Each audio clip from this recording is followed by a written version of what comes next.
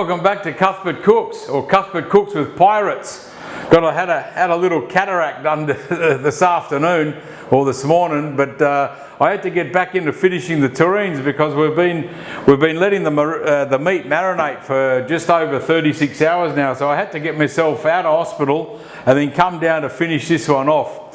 So what we're going to do today, we're going to blend the veal and the chicken and all the herbs and everything that we had marinated off the other day. As you can see, got a bit of nice sunlight coming through again.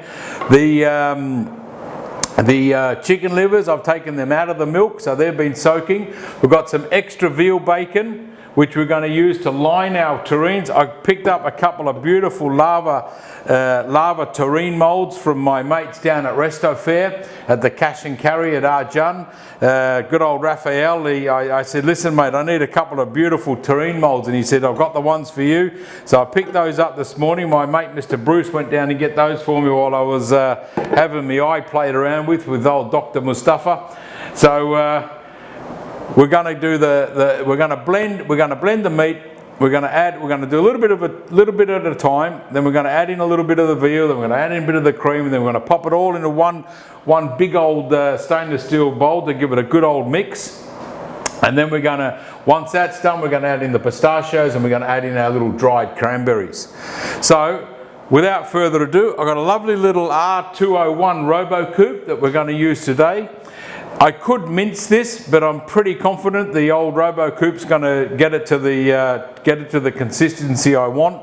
You could put this through one shot in a mincer if you want, through a medium-sized blade, and then you could put it into the Robot Coupe. It'll just help the Robot Coupe blend it up a bit. What I will do though, I'll just pick out a couple of the larger pieces of meat, and I'm going to get those chopped up. Now I haven't worked with one eye lately, so I just hope I don't cut my fingers off here. Just going to cut up these larger pieces into more manageable chunks. And remember we said that we didn't want to cook this, so you'll see on the board that these are actually a little bit raw as well, which is exactly what we want. We're going to cook the terrines at about 180 to between 160 and 180 degrees in a water bath in a bain-marie, and we're going to either check the internal temperature to see if it's cooked, or we do the good old-fashioned way, and when the juices are clear, then our terrines are cooked. So it'll take around 2 hours slowly poaching in the bain-marie, and then we're going to be ready to press them, and then we're going to be able to eat them, which is a great thing. Yeah. So I've chopped that up. We've got a little bit of jus in there, if you remember. So I'm just going to take this over to the little Robot Coupe, get me bits and pieces ready. So I've got my Robot Coupe, I've got my chicken livers, and then I'm going to add a little bit of cream. Yeah. So the cream's just going to blend it all nicely together as well. So I just wash my hands off quickly.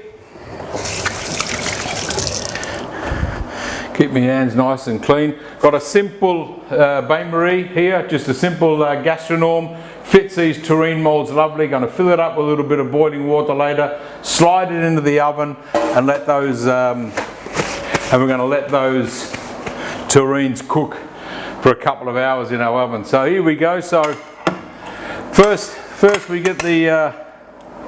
We've got the blade in. Got our blade in.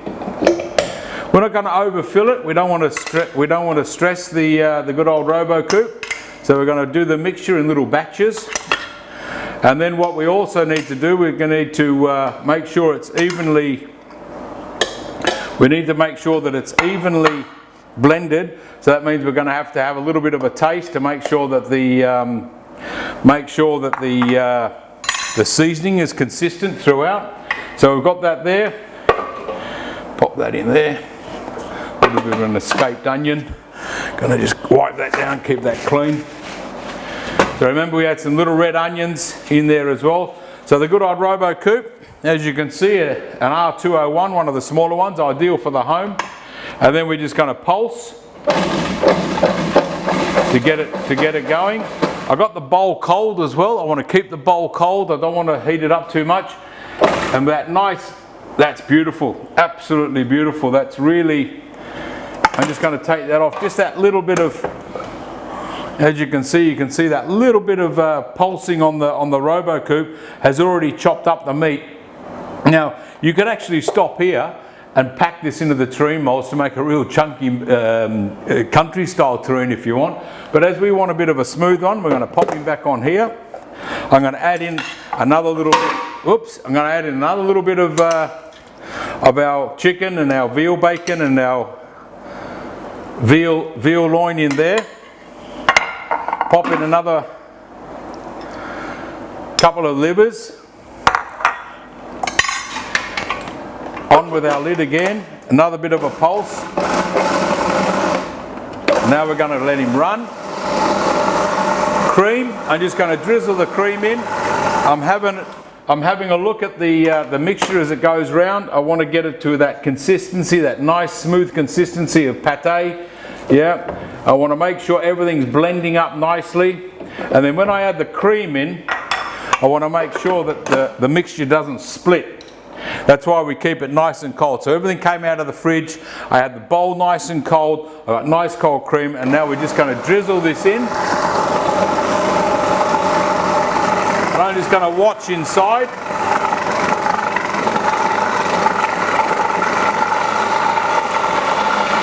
And then you can hear it going around. It's whipping up into a nice consistency. Just turn that off for a minute. I give it one more blitz.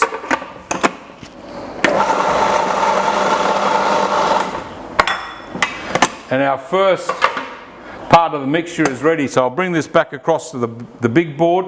I'm going to pop it in this clear. I'm going to pop it in this clear bowl so you can see the colour that we want to achieve and the consistency.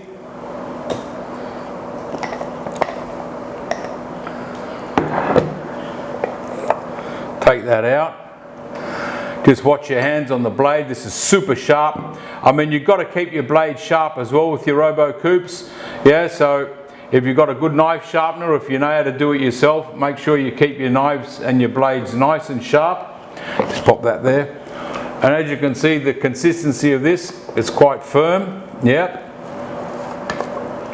And I'll just leave that in the bowl so you can have a look at that while I get the other one ready. Now in the days we used to use saltpeter. It wasn't the name of a chef. Saltpeter is a little bit of magic salt mixture that would keep your terrines pink. So we pop this back on, lock him in, and then we're going to add in the rest of our mixture into our Robot Coupe. We're going to finish off the blending. Then we're going to mix it all together. I'm going to have a little bit of a taste because I want to make sure it's got enough seasoning in it. So it's nice and healthy. There's no harm eating a little bit that hasn't been cooked yet. Want to make sure I get all those flavours out of the pan. The garlic, the little bits of. We're going to pop all the. Because I've mixed quite a bit already of that. So there in goes the last of the mixture, the last of the chicken livers. Just give it a couple of pulses. On it goes again.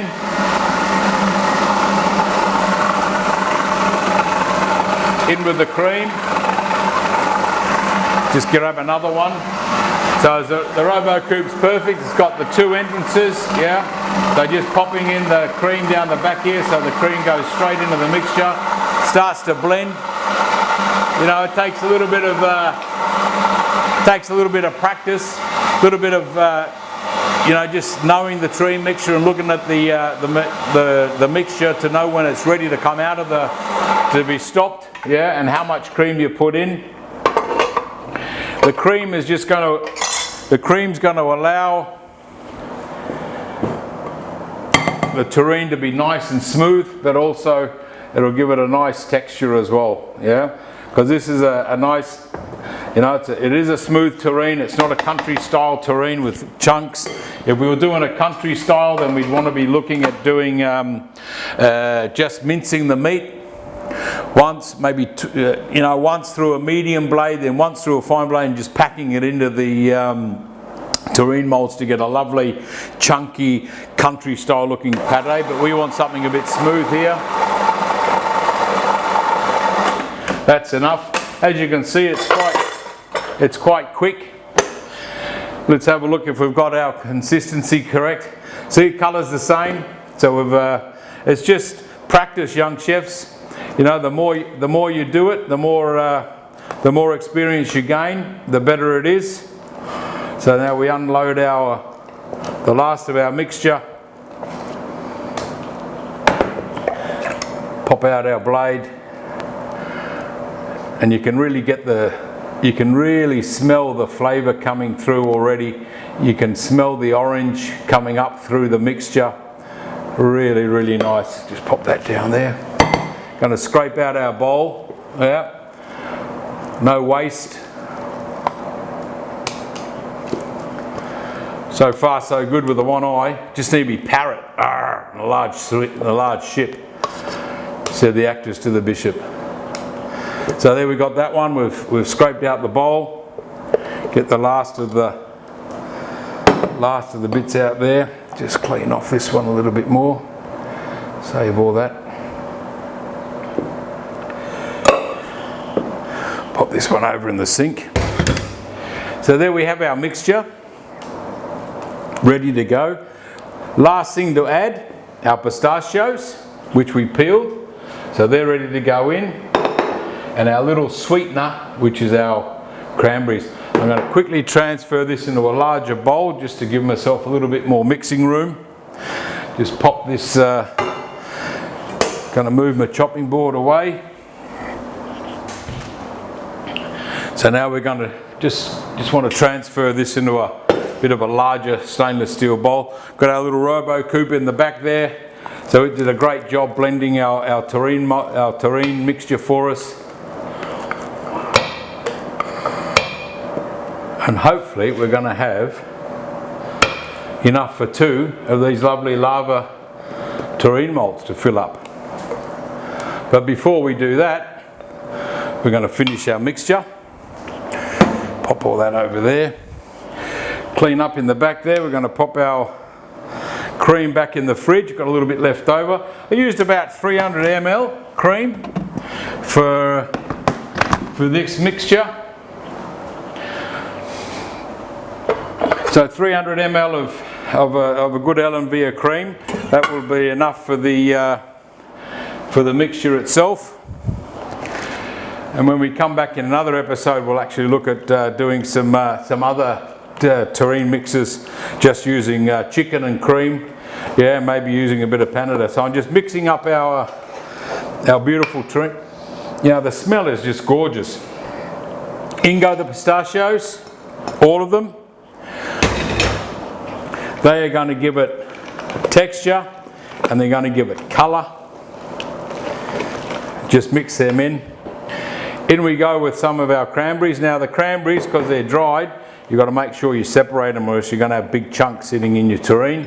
We want to make sure that they're nicely dispersed through your terrine. So when you slice it, you're going to get a lovely mixture, lovely cross section of pistachios and a lovely cross section of some of this beautiful sweet, little bit sour cranberries. We mix that again, mix that around, mix that around, mix that around. Get that really worked in. So we distribute the pistachios. Now you could chop some cooked meats into this one, you know, some pressed meats.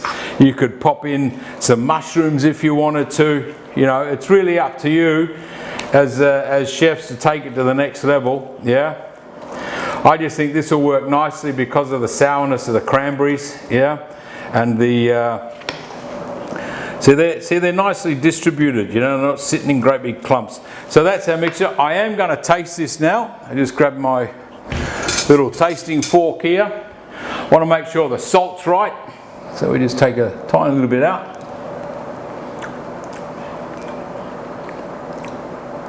spot on. Winner, absolute winner.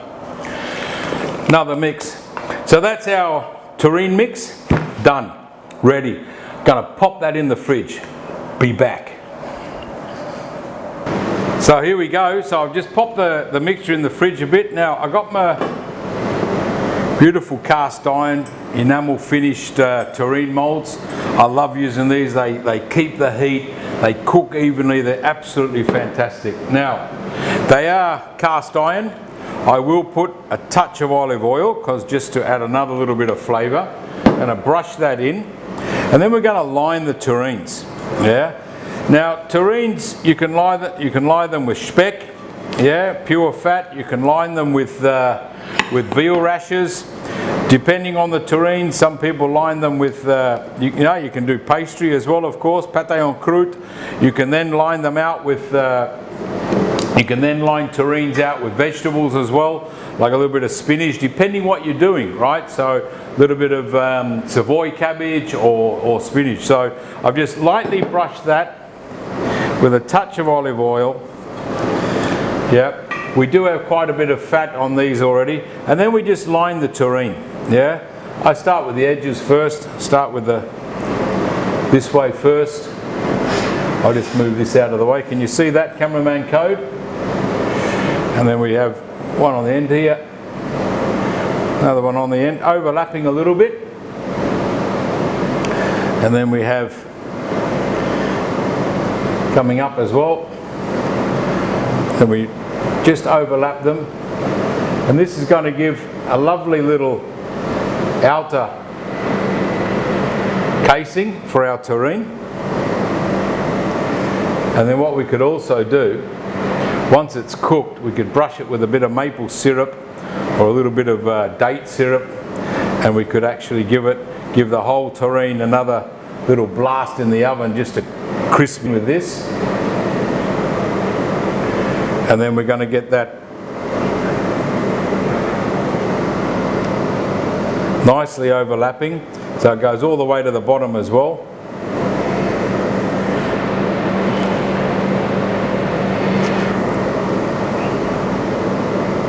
Don't want them piled on top of each other. You need to just space them out nicely.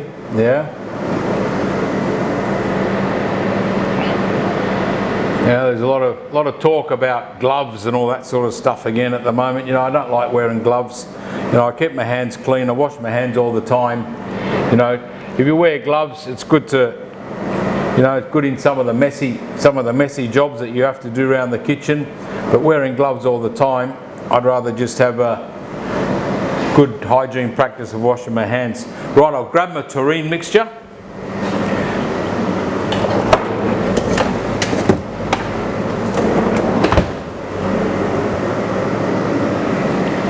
Right, that's just come out of the fridge, pop the lid over here. Right, here we go. Now we're going to pop that straight in. Now if you wanted to, you could actually get a couple of pieces of smoked duck breast, cut them lengthways, hot smoked, that they're already cooked, and you can actually just pop them in there as well, down the middle, in the middle of your mixture, and that would give you a nice little centre garnish. Yeah. As I was saying earlier, it's really up to you and your creativity, young chefs, of what you do to take your terrine to the next level. I'm going to have to adjust my glasses here because I can't see properly with one eye. Pirate vision. So I'm going to fill this up quite a lot because it will shrink. Yeah, so I want to make sure that I allow for shrinkage. It's about half the mixture I've managed to get into this one pan. We're going to give him a little tap, because we want to get the air bubbles out. Yeah, just knock the terrine mold. Just helps getting out the bubbles. And then very straight, very easy. Fold, fold, fold. Beauty. Fold them over. So the veal bacon has made a beautiful little cover, ready to go. Yeah, so it's wrapped it up nicely. We get our lid, we pop our lid on,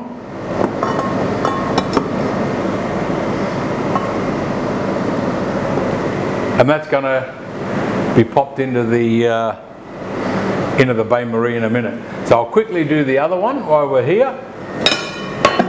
Again, same technique, a little bit of Rama, bit of our Rama olive oil, in it goes. Just gives it a little bit of flavour, a little extra. Off we go. A little bit of a brush him on the sides. Even though it is cast iron and it's enamel on the outside, but just get some flavour, don't be shy. And then again, same thing.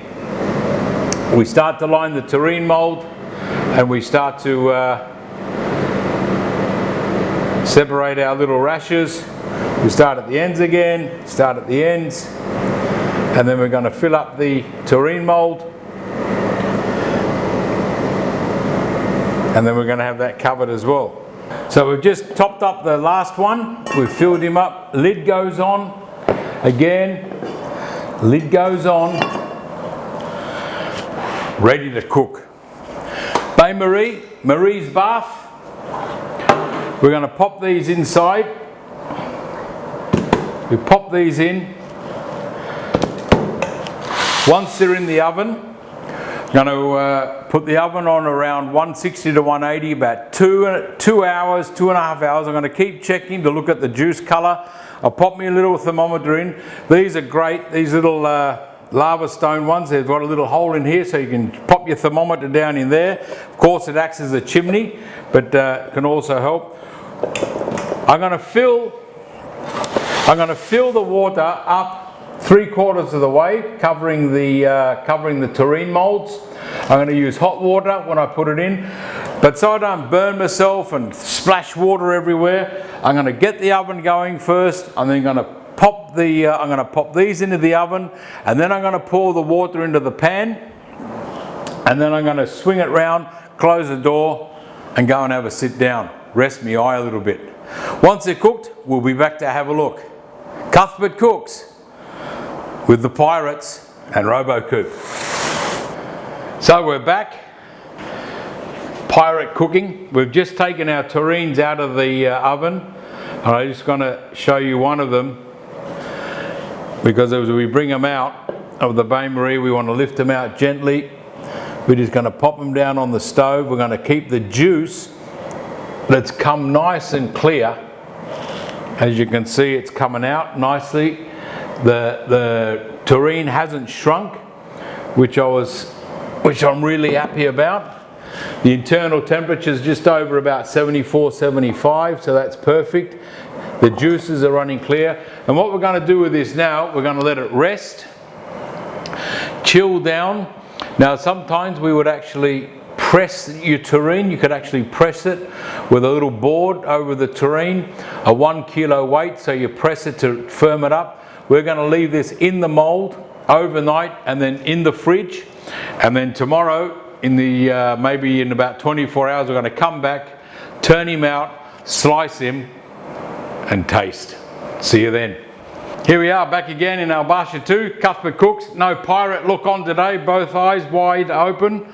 So all good, went down to the dock, he's happy. So I've got my left eye cherry is now all okay. So here we are, we've had our terrine in the fridge overnight.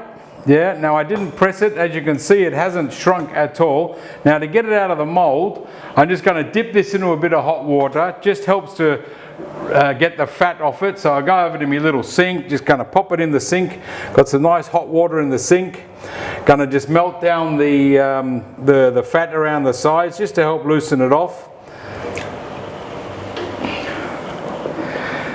Then with a wee knife, just around the edges, just to make sure it comes away from the side of the terrine mould, this lovely lava mould that I got down from Rest of Fair from my mate Raphael. And let's see if this is going to work. So here we go. Then we just tip him out onto the board, dry the bottom of that off. Et voila! Hey, look at that. Nicely came out. Looks good. And now the proof is in the pudding, as they say. So we're going to flip that over. You can see the rashers, the bacon has stayed on nicely. kept a nice coating. Now if we wanted to, we could just drizzle this with honey or maple syrup or a little bit of date syrup, shove him back in the oven to get a little crunchy and crispy. But we're not going to do that because I'm hungry and I want to have my lunch. So all we do, we're just going to take a nice serrated knife, cut him in half, and let's have a look at what we've got.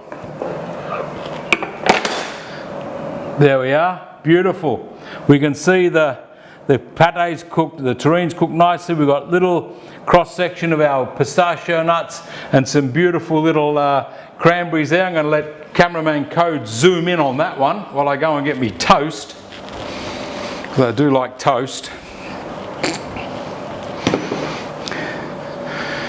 Now toast needs to be brown, yeah, needs to be toasted.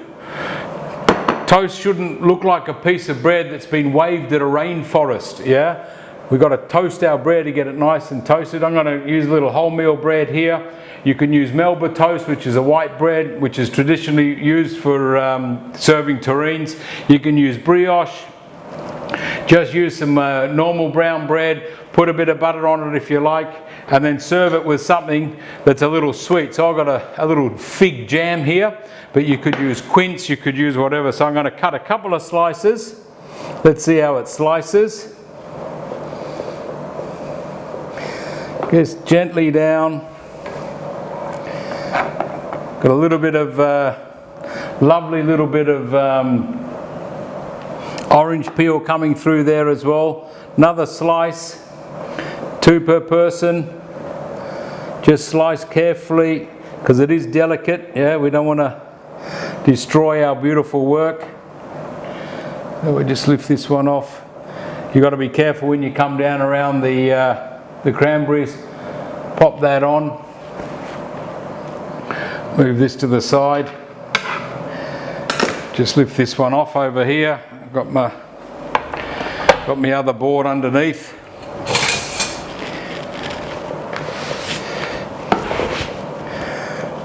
We'll be a bit fancy. We'll take the crusts off. Take the crusts off nicely. Trim them off. Dry them out. Pop them aside. Dry them. And then grind them up in your Robot Coupe, instant breadcrumbs, yeah? And then we cut our toast, little triangles, a couple of bits of toast on there. And then we get our little bit of fig jam. We want to make a little quenelle with that. Let's see if we can make a quenelle after all these years. There we go, lovely. A little bit of water in there just to help slide the fig off. Pop that on there. What you can do also, serve a little bit of lettuce with it. A beautiful little frisee with a finely shaved fennel on top of this one. Be wonderful. Well, chefs, there we have it. A beautiful country style or a smooth pate, not a country style because it's nice and smooth. Pistachios and cranberries made with veal and chicken.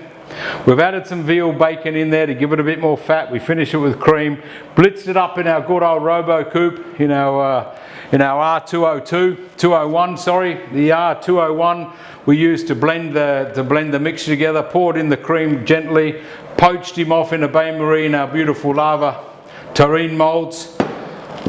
Chilled him down overnight, got him sliced, and now to this, and we'll just see how it all works out. So we put that here and we, oh, fantastic. See you next time, guys.